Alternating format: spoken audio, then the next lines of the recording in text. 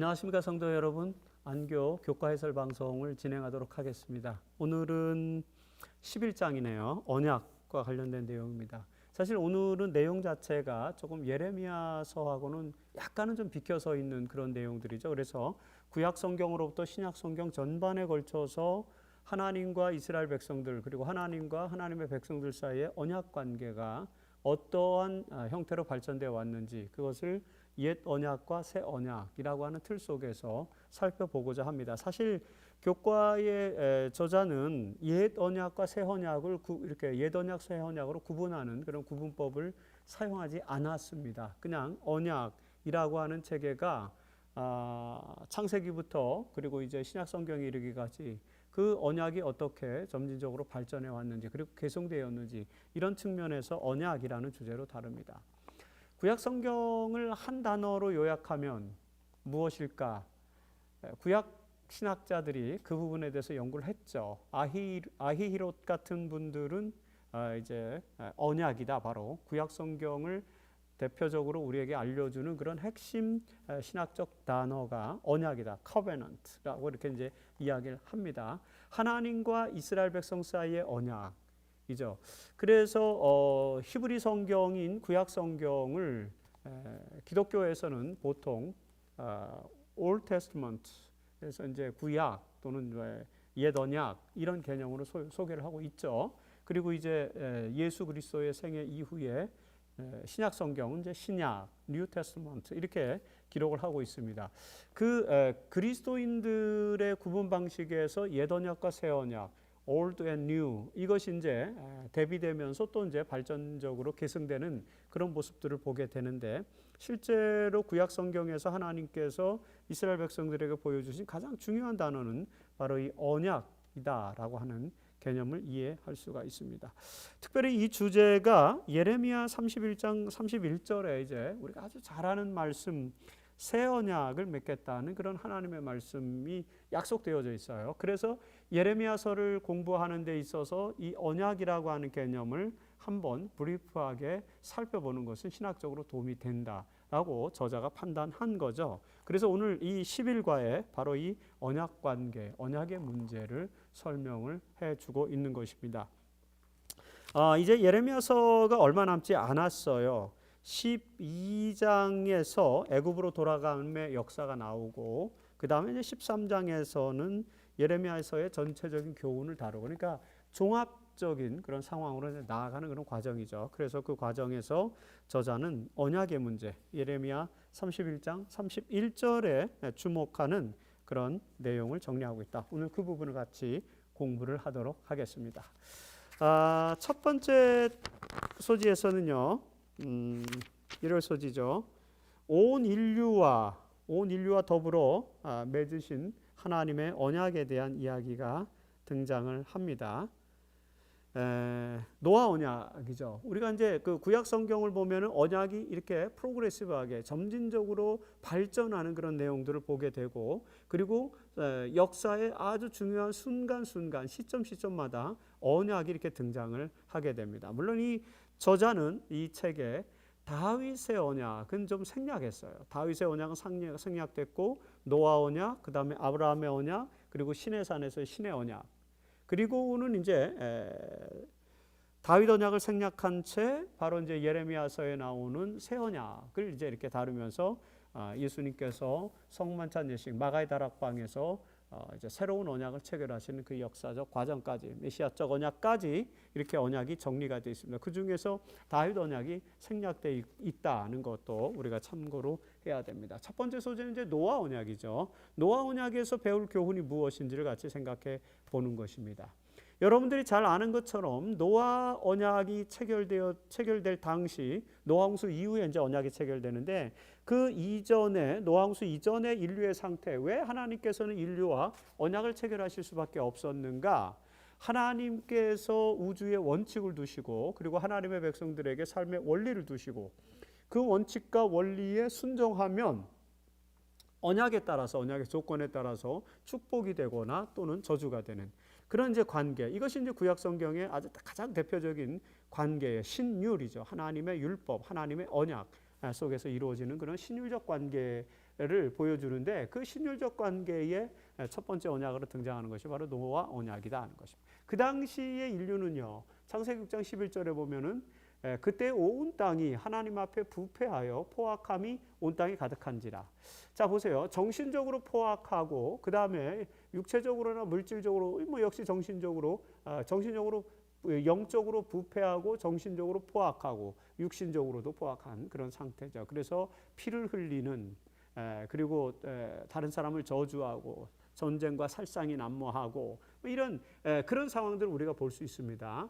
굉장히 악이 관영한, 악이 편만한 그런 상황들을 보게 되죠. 온 땅에 그런 부패와 포악함이 가득하였다. 영적으로 타락하고 정신적으로 육체적으로 패악한 패도무역한 그런 이제 태도를 그런 상황들을 우리가 예측할 수 있는 그런 인류의 상태인 것입니다. 그래서 이런 인류의 상태를 두고 보실 수 없었던 하나님께서는 할 수 없이 인류 역사에서 인류 역사 속에서 보편사로서의 인류 역사 속에서 하나님께서 직접 개입하신 사건이 몇 번 있었습니다. 대표적인 게 이제 십자가 사건이죠. 그것은 인류를 구원하기 위해서 하나님께서 개입하신 사건이라면 이 노아 홍수는 온 지구를 다 물로 뒤덮이게 하는 전 지구적 홍수 이 사건은 하나님께서 인류를 심판하시기 위해서 보편사의 인류 역사에서 직접 개입하신 사건. 다행인지 불행인지 그 역사 시대 이전의 사건 그리고 노아홍수 이전의 역사는 다 이제 사라졌기 때문에 우리가 그것을 역사 시대로 규명할 수는 없습니다. 그러니까 뭐 역사적 흔적이 남아 있다든지 아니면 유적이 존재한다든지 그런 것들은 없어요.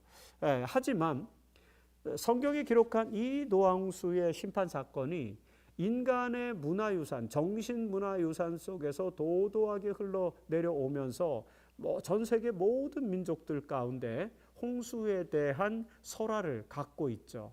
그런 이제 의식들 이런 것들이 동서양을 막론하고 그리고 아메리카 대륙을 포함해서 모든 전 세계 지역에 홍수 설화가 편만되어 있는 사실을 통해서 홍수에 대한 역사적인 근거는 없지만 그리고 역사적인 어떤 유적들은 우리가 발견하기 어렵지만 물론 이제 화석이라든지 이런 것들을 통해서 또는 화석 연료 이런 것들을 통해서 우리가 어느 정도 설명은 가능하지만 구체적으로 증거를 확보할 수는 없는 그래서 역사 이전 시대의 사건이긴 하지만 분명히 인간의 정신사 속에서 그 유산이 그 사건이 그 역사적 기억이 남아있다. 그래서 기억으로서의 역사로 우리가 규명해낼 수 있는 것. 그것이 이제 노아홍수 사건이죠.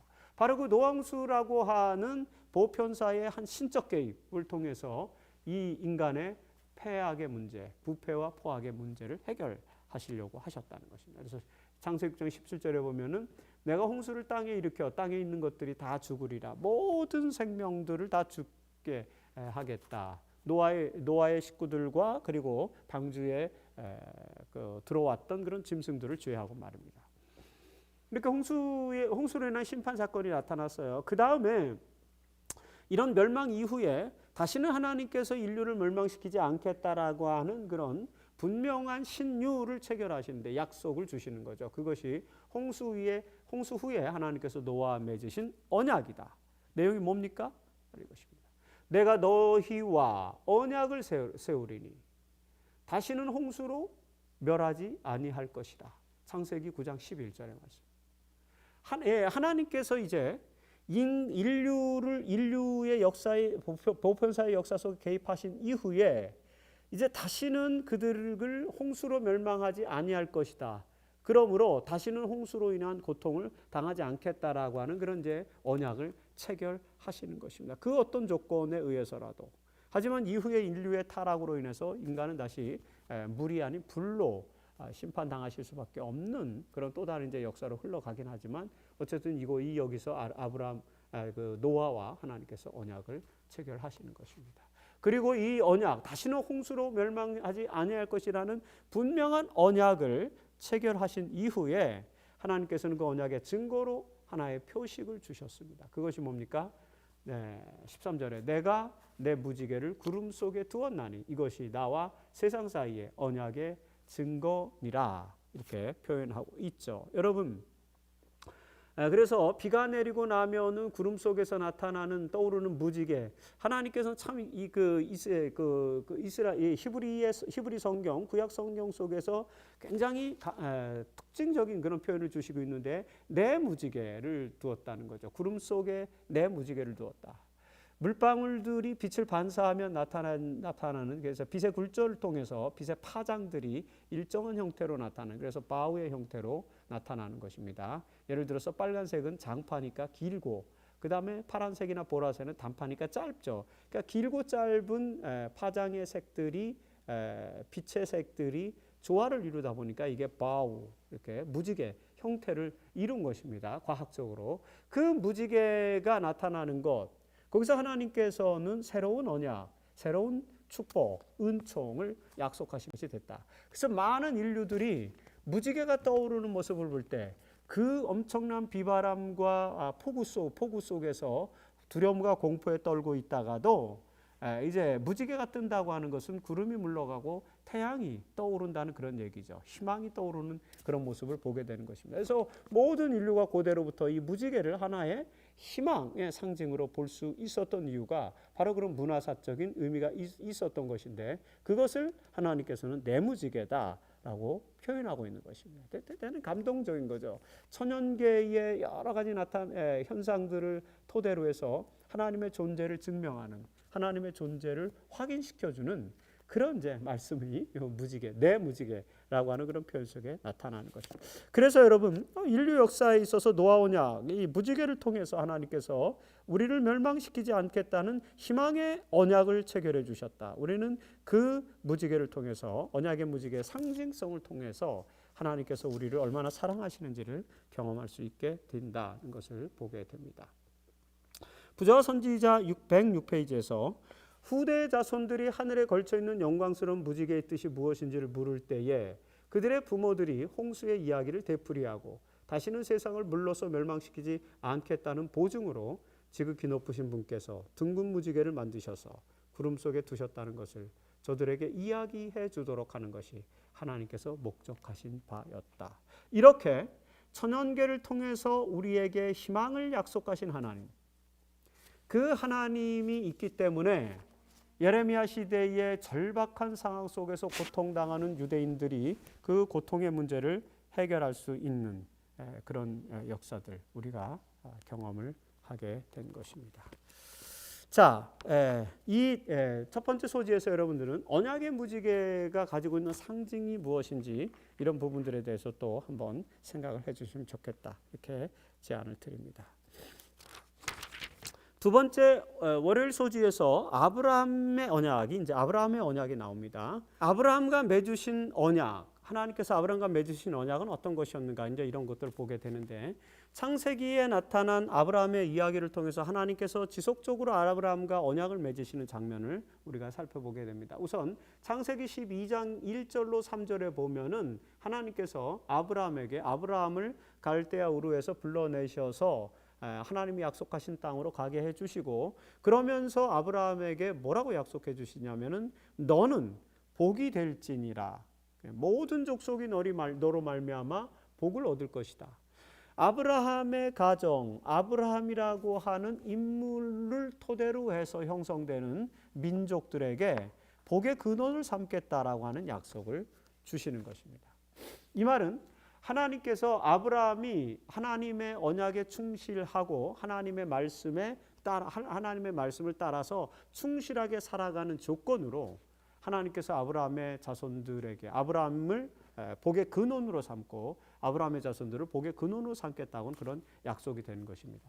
바로 이 아브라함으로부터 시작해서 그의 아들 이삭과 그리고 또 그의 손자 야곱, 아브라함과 이삭과 야곱이라고 하는 인물들에 의해서 이스라엘 백성들이 형성이 되죠. 그들이 이제 야곱의 시대에 애굽에 들어갔다가 애굽에서 이제 모세 시대에 애굽에서 나오면서 시내산에서 이제 유대인 야훼 신앙을 중심으로 한 그런 유대인들 그리고 유대교가 형성이 되면서 이스라엘이 이제 세워지지 않습니까? 그 이스라엘 민족의 기원이 되는 민족이 바로 아브라함이다. 라고 이렇게 볼 수 있겠죠. 아브라함은 어떤 인물이냐면은 우리 민족으로 따지면 이제 단군과 같은 그런 인물이다라고 생각해 볼 수 있습니다. 시기도 약간 비슷한 그런 시점일 뿐만 아니라 이 우리나라가 고대 역사 속에서는 이제 고려라고 하는 그런 나라로 최초로 이제 독립국가가 형성이 되죠. 그 이전에는 이제 고구려라고 하는 나라, 그리고 백제라고 하는 나라, 신라라고 하는 나라 이렇게 이제 삼국으로 나눠져 있었고요. 그 이전 더 이전에는 이제 부여의 시대, 그리고 이제 조선의 시대, 단군이 세운 조선의 시대 이런 시대로 이제 이렇게 수급해 가는데 그 고대 역사들은 어떤 면에서는 한 민족을 이루는 그런 민족의 역사로 이렇게 완벽하게 편입되는 것이라기보다는 그 시대의 문화사로 그래서 이 조선 이 한반도 조선과 그다음에 만주 일대를 통한 이제 조만 문화권 속의 그런 문화적 그 세력들로 등장을 하게 됩니다. 그런데 거기에서부터 이제 삼국의 역사가 시작되고 고구려 역사가 시작되고 그 다음에 이제 고구려와 신라 백제가 신라에 의해서 통일이 되고 그리고 이제 고려가 고구려의 옛 역사를 회복시키는 이제 고려와 그 다음에 발해 그러니까 남북 시대가 도래하고 이렇게 하면서 이제 조선으로 그리고 이제 대한민국으로 넘어오기 때문에 우리의 역사를 궁극적으로 우리 역사가 시작되는 시점을 예를 들어서 이스라엘 백성들이 시작되는 시점을 출애굽 이후에 시나이 반도에서 구성된 그래서 가나안 땅으로 들어와서 정착하는 그 유대인들 야훼 신앙의 그 야훼 신앙을 중심으로 묵신 유대인들을 이제 이스라엘 백성들의 역사로 구체적인 역사로 볼 수 있지만 그들의 시작을 아브라함 때로 거슬러 오른 것처럼 우리의 역사가 이제 단군 조선의 역사로 올라갈 수 있는 거죠. 그런 인물이 바로 아브라함이라는 것이. 아브라함에게 복의 근원을 삼았다는 것. 이것이 이제 아브라함에게 주어진 언약이에요. 그래서 하나님의 뜻에 충성을 다하는 아브라함은 결국에는 복의 근원이 되었다는 거죠. 그 아브라함이 복의 근원이 되기 위해서는 아브라함의 후손들이 이제 번성해야 되지 않습니까? 그래서 창세기 15장에서 하나님께서는 아브라함에게 언약을 주셨습니다. 자녀가 없는 아브라함을 불러내셔서 하늘을 우러러 보게 하시면서 하늘에 떠 있는 별들, 셀 수 없는 많은 별들을 보여주면서 내 자손이 이렇게 하늘의 별처럼 많을 것이다 라는 그런 약속을 또 주십니다. 물론 이 약속도 아브라함이 그 하나님께서 맺으신 언약을 믿고 순종하여 따라갈 때 그 언약이 성취되는 것이요. 사실 이 창세기 15장에서 아브라함은 나의 후손은 내가 양자로 삼은 이 엘리에셀이 될 것입니다. 이렇게 얘기했어요. 나이가 많았음에도 불구하고 아직 아이를 낳을 수 없는 그런 상황이었기 때문에 더 이상 자손에 대한 희망을 포기한 것이죠. 그래서 양자를 삼아서 양자를 토대로 해서 대를 물려주려고 했던 그 아브라함에게 하나님은 아니다. 너는 하나님의 백성, 민족의 근원이기 때문에 너를 통하여 하나님께서 세우신 민족이 발전할 것이기 때문에 너에게 자손을 약속해 주겠다는 언약을 주시는 것입니다. 그리고 그 언약을 이제 실현시키기 위해서 창세기 17장에서 다시 한번 그 언약을 확인시켜 주시죠. 창세기 17장 4절입니다. 내 언약이 너와 함께 있으니 이미 내가 너에게 언약을 주지 않았느냐 15장에서 그 언약이 너와 함께 있으니 너는 여러 민족의 아버지가 될지니라. 그리고는 아브라함이 결국에는 99세 때에 이삭을 잉태하게 됐고 그의 아내 사라가 결국엔 그가 100세 때 아들을 낳게 되는 그래서 그 이삭의 후손들이 결국에는 별과 같이 많은 그런 이스라엘 백성들이 되었다. 라는 그런 역사를 우리가 이 언약을 통해서 보게 되는 것입니다. 자, 아브라함의 언약이 영원한 언약인 이유는 무엇인가? 근데 이 언약은 아브라함에게만 주어진 약속이 아니라 결국엔 하나님께서 세상 역사를 이끄신 하나님께서 세상 역사에서 당신의 백성들로 선택하신 사람들에게 주신 영원한 약속. 이라는 거죠. 그래서 이 아브라함의 약속도 이미 창세기 17장 17절에 보면은 영원한 언약이라고 표현을 하고 있어요. 내가 내 언약을 나와 내 대대 후손 사이에서 세워서 영원한 언약을 삼고 너와 내 후손의 하나님이 되리라. 그 원칙, 원리는 영원한 것입니다. 하지만 아브라함의 백성들이, 아브라함의 후손들이 언약이라고 하는 것은 반드시 상대방이 그 언약의 조건에 순종할 때에 그게 유효되는 것이거든요. 하나님은 변치 않으시는 분이니까 하나님은 영원하시지만 이스라엘 백성, 아브라함의 후손들은 영원할 수 없죠. 그들이 변질되면 결과적으로는 순종하지 못하고 불순종하게 하게 될 경우 그 언약은 깨지게 됩니다. 하지만 그럴지라도 하나님께서 아브라함의 후손, 아브라함과 맺으신 언약의 컨텐츠 자체, 내용 자체는 영원한 언약이다. 그래서 그 언약은 설사 다른 사람들에게로 넘어가서 다른 그룹들에게로 넘어가서 계속 유효하게 전승될 것이라는 그런 개념으로 볼 때 영원한 언약이라고 볼 수 있는 것입니다. 오늘을 우리의 그리스도인 시대에 하나님과 우리 그리스도인 사이에 맺어진 언약은 결국에는 아브라함과 하나님 사이에 맺은 언약과 차이가 없는 언약이다. 다만 그들과 더불어서 맺었던 언약이 파기되었을 경우 파기되었고 그래서 그것은 옛 언약일 수 있고 오늘 우리에게는 똑같은 언약이지만 새롭게 재체결되어서 우리는 새 언약으로 이해할 수 있는 그런 내용들인 것입니다. 우리는 아브라함의 언약, 곧 예수 그리스도를 믿음으로 받는 은혜의 언약하에 있을 때에만 우리에게 희망이 있다. 아브라함에게 전해진 복음, 곧 그것을 통하여 그가 소망을 갖게 된 그 복음은 오늘날 우리에게 전해져서 우리가 소망을 갖게 된 복음과 똑같은 복음이다. 아브라함에게 주신 언약이 똑같은 것이라는 것입니다. 그런데 이스라엘 백성들은 그 언약을 결국에 포기함으로 말미암아 옛 언약이 되었을 뿐이다. 왜 그들이 그 언약을 포기하게 되었느냐? 그 언약의 본질이 믿음으로 받는 은혜의 언약이었는데 그들은 행함으로 말미암는 순종의 언약이라고 생각을 했던 것이죠. 그런 이제 언약의 차이점 때문에 그들이 실패했다라고 그렇게 볼 수 있습니다. 자, 그런 내용들은 이제 신의 언약, 신의 산에서 맺은 신의 언약하고도 계속 연결이 되는 것입니다. 신의 산에서 이스라엘 백성과 체결하신 언약은 무엇인가? 이런 것입니다.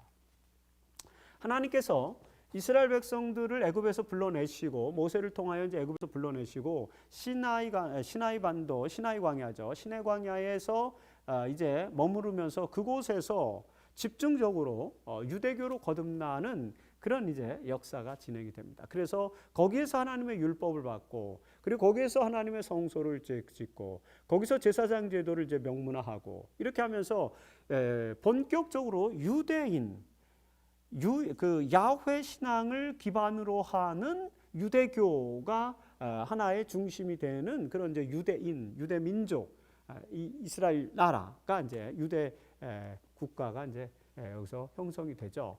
그런 아주 어떤 면에서는 거기서부터 출발이라고 볼 수 있는 거예요. 유대교가 유대인들이 그 출발선상에서 그들은 제일 먼저 뭐를 했느냐면은 하나님으로부터 언약서를 받게 됩니다. 여기 출애굽기 24장 4절에 보면 모세가 여호와께로부터 받은 모든 이제 그 하나님의 거룩한 산, 신의 산, 호렙산죠. 거기서 받은 모든 말씀을 기록했어요. 기록하고 난 다음에 그 언약서를 가져다가 백성들에게 낭독합니다. 뭐냐면 하나님께서 주신 율법과 약속입니다. 이렇게 너희들이 살면 너희에게 축복을 줄 것이다. 라는 그런 말씀이죠. 그런 말씀들을 자세하게 기록한 다음에 그것을 백성들에게 낭독했어요. 그러자 언약서에 대한 백성들의 반응이 무엇이었습니까? 7절에 오니까 그들이 이르되 여호와의 모든 말씀을 우리가 준행하리이다. 그래서 언약이 체결되는 것입니다. 언약이 체결되는 거죠. 하나님께서는 언약서를 모세에게 주셔서 언약의 말씀을 모세에게 주셔서 그걸 책으로 기록하게 하셨습니다. 그리고 기록된 그 언약서 그것을 이제 상대방인 언약의 주체와 객체죠. 언약의 상대방인 이스라엘 백성들이 동의하고 순종하겠다고 약속하면 비로소 언약이 체결되는 거죠. 그 언약 체결의 요건을 갖춘 것입니다. 그러자 하나님께서는 이제 모세가 이제 그 8절에 보면 여호와께서 이 모든 말씀에 대하여 너희와 세우신 언약의 피니라. 이제 소를 잡아서 피를 흘리고 그 피를 같이 나누면서 뿌리고 나눔으로써 피의 언약을 세우는 것입니다. 그래서 고대 사회에서는 국가 간에 또는 봉신 간에 이런 언약을 체결을 할 때 이렇게 이제 뭐 비둘기를 반으로 갈른다든지 뭐 그런 방식. 그래서 피를 흘리게 하는 것이죠. 그 피언약인데 피언약이 갖는 이제 가치는 뭐냐면은 이 언약을 지키면은 축복을 받을 것이지만 언약을 어기면은 이만큼 피해 응보 결과가 따를 것이다라는 그런 이제 방식이죠. 좀 진지하고 구체적인 언약을 체결하고 확실하게 언약을 체결하는 그런 방식이었습니다. 사실 아브라함에게도 하나님께서 이제 언약을 체결하실 때 이제 할례, 그래서 아브라함의 자녀에게 이제 할례를 행함으로써 그들의 민족이 됨을 이제 피해 언약을 체결하지 않습니까?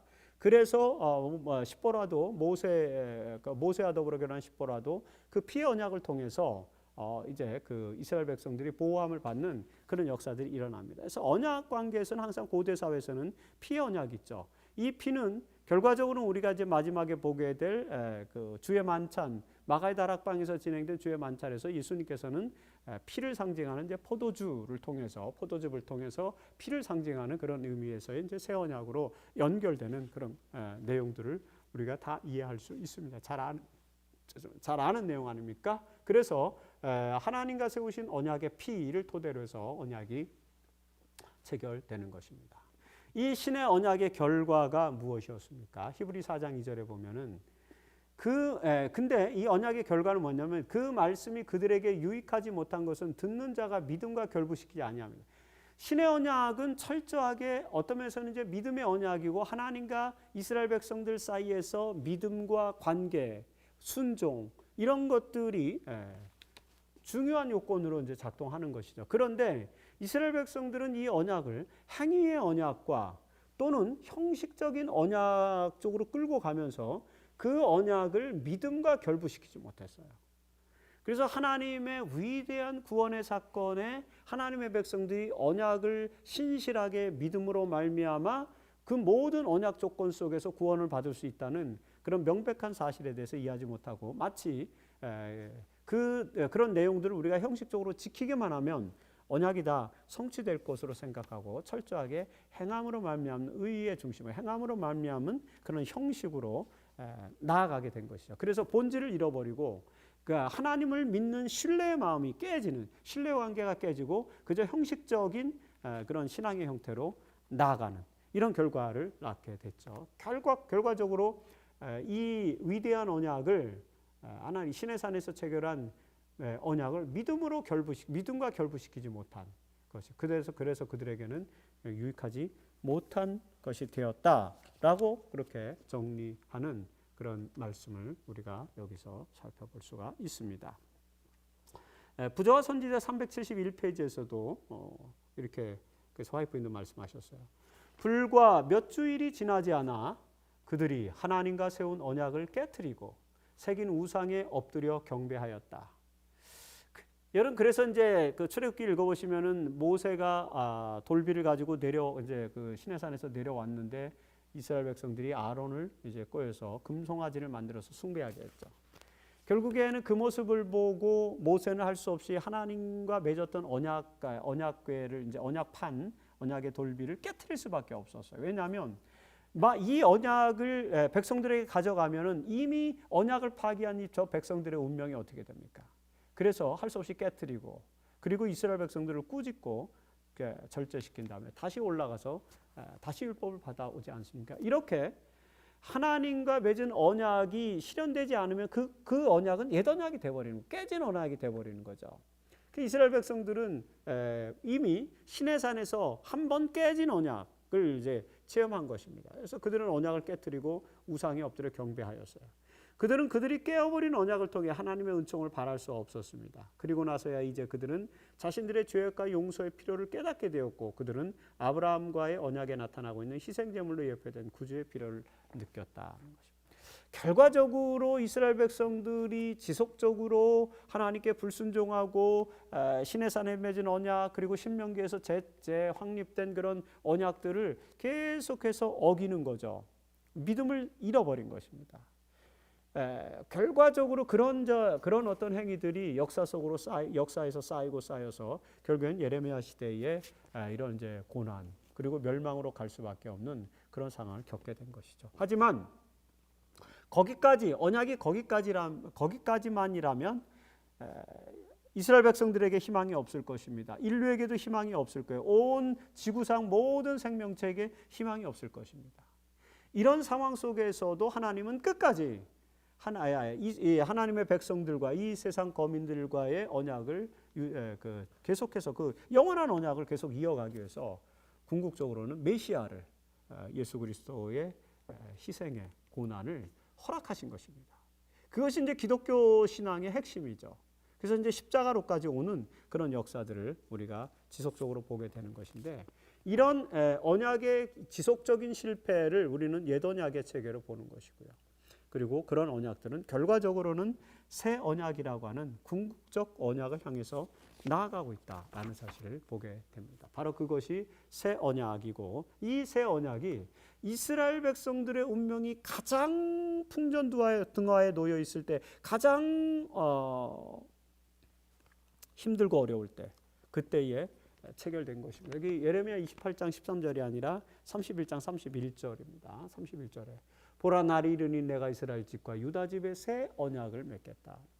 사실 그 언약은 전혀 새로운 콘텐츠를 담은 그런 것은 아니에요. 하지만 지금까지 이스라엘 백성들이 그래서 실패해서 깨질 수밖에 없었던 그 언약을 갱신하는, 그래서 다시 체결하는 그런 이제 언약이죠. 원래부터 있었고 영원한 언약, 그것을 다시 체결한다는 의미에서 이제 새 언약이라고 볼 수 있는 것입니다. 이 예언을 통해서 예레미야서가 이스라엘의 멸망을 예언하는 책이고, 바벨론의 포로로 잡혀가는 이야기를 담은 책이고, 그런 역사가 생생하게 드러나 있는 그런 책이기 때문에 어떤 면에서는 모든 것을 절망적 상황으로 끌고 가는 내용임에도 불구하고 예레미야서가 절망이 아니라 희망의 책이다, 희망의 말씀이다 라는 사실을 우리가 생각할 수 있는 단 하나의 단초, 그것이 뭐냐? 그것이 바로 이 새 언약입니다.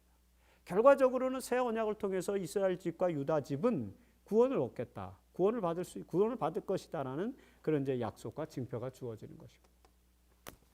자, 이 새 언약은 언제 체결될 것인가?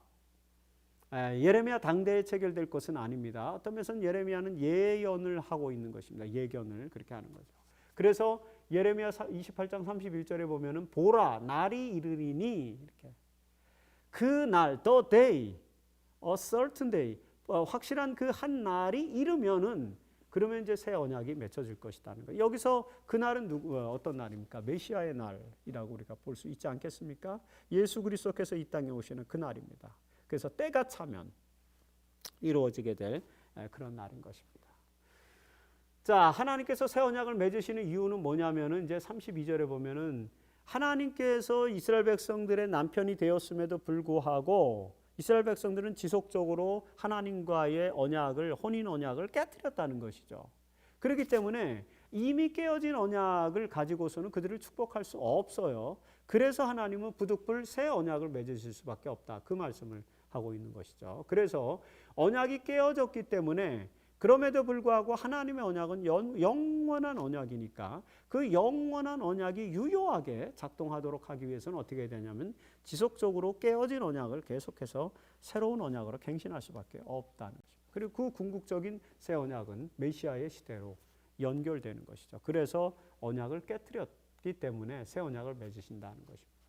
새 언약의 내용은 무엇입니까? 이제 33절에 보면 이제는 하나님의 율법이 전에는 돌비에 기록되어져 있었죠. 그래서 이스라엘 백성들이 그 돌비를 이제 잘 모셔서 지성소의 이제 법궤 속에 두고 그 법궤를 뚜껑으로 덮어서 하나님의 은혜가 베풀어지는 시은자로 이렇게 만든 것입니다. 그것이 이스라엘의 구속사에 나타난 하나의 성소제도의 신비고 성소의 기능 아닙니까? 그렇게 해서 그들은 계속해서 지성소의 법궤, 하나님께서 돌판에 기록된 율법, 그 율법을 늘 이렇게 떠올리면서 그 율법을 중심으로 한 신앙생활을 하게 됐는데, 하나님께서는 더 이상 그 돌비에 새겨진 율법이 아니라 아예 이제 그 법을 우리의 마음속에 새기겠다는 거죠. 사실 그 돌비에 새겨진 율법은 이미 인간이 창조될 때부터 우리의 마음속에, 인간의 마음속에 심겨진, 기록된 그런 말씀입니다.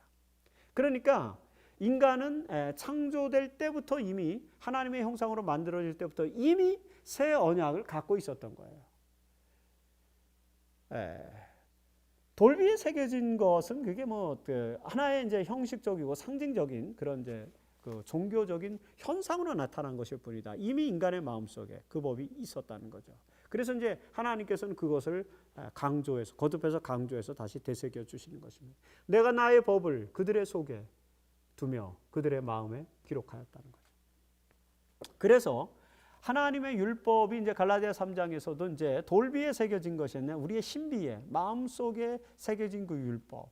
그것은 이제 하나님의 도덕률이죠. 하나님의 도덕률을 통해 우리의 모든 인간이 가지고 있는 이제 양심이에요. 그 양심의 기능, 도덕률, 그것이 여전히 유효하게 작동하게 될 때 하나님과의 언약 관계는 성립되는 것이고, 우리가 우리의 양심 속에 도덕률 속에 심기어진 그런 하나님의 뜻, 하나님의 법을 어기면은 언약 관계가 파기되는 것입니다. 그런 이제 관계로 놓은 것입니다. 바로 이 새 언약은 우리의 마음 속에 기록된 도덕률이다라고 볼 수 있는 것이요. 옛 언약의 문제 그리고 새 언약의 능력이 무엇입니까? 옛 언약은 결국에는 자신의 의로, 이스라엘 백성들이 자기 자신의 의로 기록된 토라를 중심으로 해서 행위로 뭔가 하나님의 뜻을 실현하려고 애썼던 그런 모든 모습들, 그런 것이죠. 자신의 의로움으로 세우려고 하는 의, 그것이 이제 옛 언약의 문제였고, 새 언약은 그것 대신에 그리스도의 의를 받아들이는 능력이다라고 정리할 수 있습니다. 스푸자 선지자가 그렇게 이야기하고 있어요. 여기 종로의 계단 60페이지에도 그런 말씀이 있습니다. 우리의 마음이 새로워져서 하나님과 같이 될 것 같으면, 그리고 하나님의 사랑이 우리의 심령에 심어지면 하나님의 율법이 우리의 생애에 실천되지 않을 것인가? 그렇게 할 것이라는 거죠. 사랑의 원칙이 사람의 마음 가운데 심어지고, 위대한 하나님의 사랑의 원칙이 우리의 마음속에 심어지고, 사람이 조물주의 형상대로 세워지면, 하나님의 형상대로 새로워지면 내 법을 저희 마음에 두고 저희 생각에 기록하리라 하신 새 언약이 성취될 것이다 라고 화이트 부인도 이야기를 하고 있습니다.